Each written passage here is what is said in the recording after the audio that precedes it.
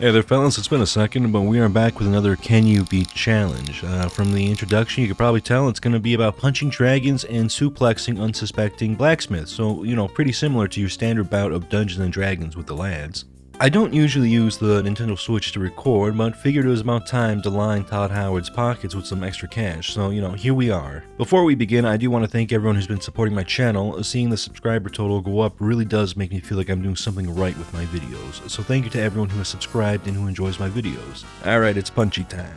We begin our playthrough like any other. I was accosted and taken as prisoner for trying to export skooma over the border by traditional means. A Big Daddy Septum said, "No sir," and I found myself in the paddy wagon with some fellow ne'er-do-wells.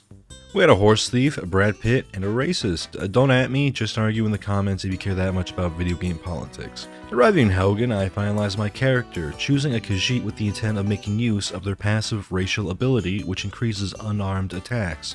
Things started to get rowdy. One dude lost his head, drama queen. And yeah, then a supposedly all-powerful dragon appeared and summoned Armageddon. Everyone seemed scared, but me, I'm different. I knew that dragon smelled like bitch. I don't know what happened here exactly. The game itself was fine, but apparently the recording got corrupted one way or another.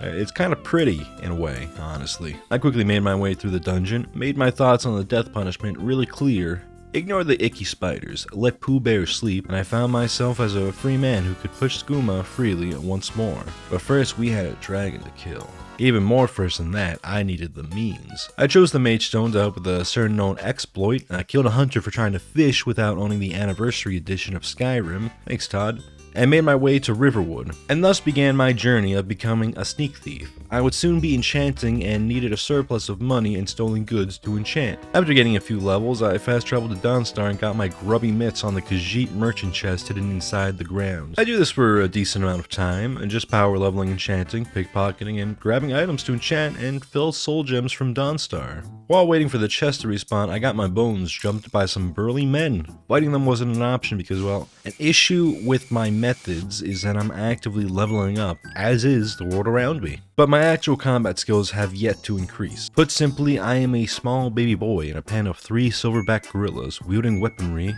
Made even more simple, I am fucked.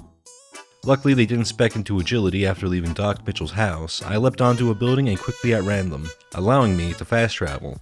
After being disgraced and violated, I decided I needed some more oomph, or what we on the street call it, steroids. I left for Riften and told the one Irish dude in all of Skyrim that I want to join the Thieves Guild. He said if I stole a ring and slapped a man's ass, I could join the club. Starting to feel just like high school. After going through the rat way, I beat up an old hobo man who had enchanted gloves. These gloves hold an enchantment that increases unarmed attacks. This is the beginning on our road to being excellent. As my levels in pickpocketing increase, I decided now would be the time to start paying people to train me and then taking that money back. And also their clothes. After training with an alchemist, it was time to put my plans into effect. I don't know the best way to optimize this exploit, and I don't really care to be honest, but we basically make a potion that increases our respiration spells. This effect carries over to our active effects, making our items enchanted to increase alchemy potential even better. Then we can make amazing potions to become a god tier enchanter. Using these newfound Harry Potter abilities, I rushed to an arcane enchanter and made gauntlets that make Saitama weep. I'd end up making other enchanted gear to increase pickpocketing, stamina, health, and heavy armor. And I boosted the difficulty to legendary, although that won't matter much in the endgame. Now that I'm chromed up and essentially a medieval cyber psycho, it's time to start the main quest. At moments like this, I feel like Paul would say the real game begins. I miss him too, boys. Big Baller Bulgriff needs me to fetch the Dragonstone from the bleakest of barrows, so I climbed the mountain and reflected on Landslide by Fleetwood Mac. It has only just dawned on me that the line, "saw my reflection in a snow-covered hill," is probably a euphemism for post-high clarity after doing cocaine. This isn't relevant for the video by any means, I don't know why I mentioned this.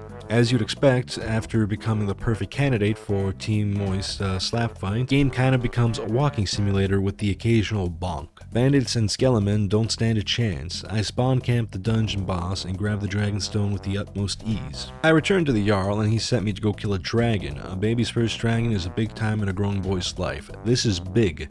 So big that I decided no one else can share the glory. I reenacted my favorite moments of red versus blue and then killed the dragon the moment it touched the ground. And a bunch of old men called me from their mountain, and well, when that happens, you listen. You don't say no to someone with that good breath control and vocal range. On my way to the Greatbeards, I kind of become a vampire. I don't know why I decided on this detour, but I cleared out a drug den, got bit by the love bug, and became the 2012 fantasy that is a vampire. I got stopped on the road. A thief tried to tell me to surrender my gold, so I responded as any reasonable man would. I gave him a little bump on the nose and did him in.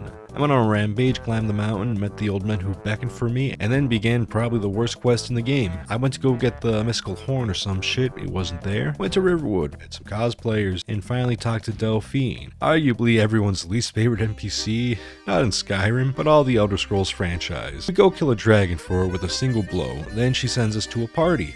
I broke into the Thalmor embassy by making use of a glitch and dropped off my enchantments here, because I wouldn't have access to them later. I consorted with the snooty higher-ups and eventually made my ways to some documents Delphine wanted. Escaping through the basement, I released an imprisoned friend and we got out alive. After the party, the progress starts to pick up a bit. We go collect an old man from the Ratway and give him a home in an old dusty temple. I don't know why exactly, but I also rampaged through Riften. Just a little power high, I guess. And then tell the Greatbeards we really need to go speak to their leader. Big Dragon Man tells us we need an Elder Scroll to learn the way of the agents to defeat Mario. So naturally we find a hermit in league with the Daedric Prince and do his bidding as a means to procure such a relic.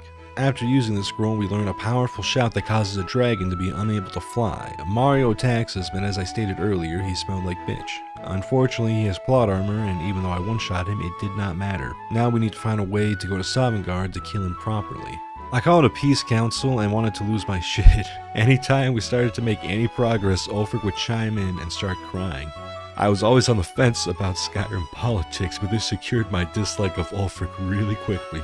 I tell the big baller that I need to use his home to capture a dragon. He was hesitant at first, but easy to convince after using the manipulation tactic of stacking everything I've ever done for him against him. Trapped the dragon, let it go, rode the dragon, which also was sexual innuendo and a drug reference, and we made our way to the gates of Sovngarde. I was able to run past most enemies or just kill them. I proceeded to one-shot the dragon priest and found myself in the land of the dead. I wanted to try and kill the spirits that were here, but apparently that's not okay. Following this failed escapade, I recruited the old heroes and we faced off against Alduin in an epic battle. By that I mean we shouted at the fog for a few minutes and I proceeded to one-shot Alduin, resulting in a very underwhelming end to a lukewarm playthrough. So can you beat Skyrim unarmed? Absolutely. Thanks for watching, remember to subscribe if you liked the video, and I will catch you boys next time. Thank you so much.